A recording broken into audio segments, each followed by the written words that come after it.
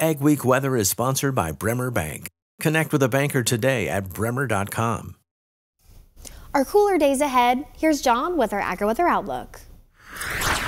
The dry weather in the nation's heartland section, the Central Plains, Central Midwest, basically the corn bean belt, is still mostly pretty dry. And it's still fairly warm, but we are starting to see a general milder pattern setting up for the northern half of the United States. It's not to say there won't be a few hot days in there, but generally, as we go through the middle of August, not going to be quite so hot. About that rain, there was a huge rainfall recently in many areas of the northern plains, specifically parts of North Dakota, and that rainfall has definitely been a game changer for some of those areas in those spots that have gotten rain. And the increased humidity now from the moisture in the soil will likely lead to additional rain chances. However, elsewhere around the country, we're still looking at the usual August spotty rainfall.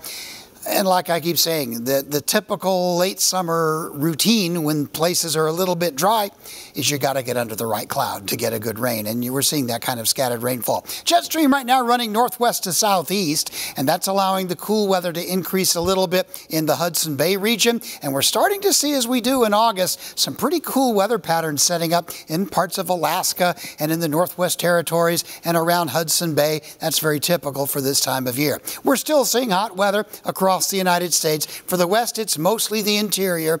In the central southern plains, it remains very hot. All of this showing up in red is where I'm expecting weather to be in the 90s or even in the hundreds in some locations. A little bit cooler here in the Corn Belt for a while this week. And as we go through the week, there will be that kind of temporary cool down, not a permanent one. And the very cool weather up north will continue to show up. Toward the end of the week, it's going to start dropping down through the Canadian Rockies, where, as you'll see in a minute, there's a pretty good chance of a couple of weather systems that could be a mixture of rain and snow for the Canadian Rockies. Again, that is a seasonal occurrence here in August. As we hit the weekend, looking at a little surge of heat up into the northern plains. I talked about this last week. It's not looking as hot, and it doesn't look like it'll have staying power. It has to do with the ridge in the jet stream, and doesn't look like that's going to be a long-term feature. The jet stream will likely flatten a bit, so we'll keep the real heat down in the southern and central plains, the southeastern U.S., and most of the northern plains, and the corn bean belt will just be sort of normal to cooler than normal for the month of August. Now, as far as precipitation goes, I mentioned the rain in North Dakota with added moisture in the soil.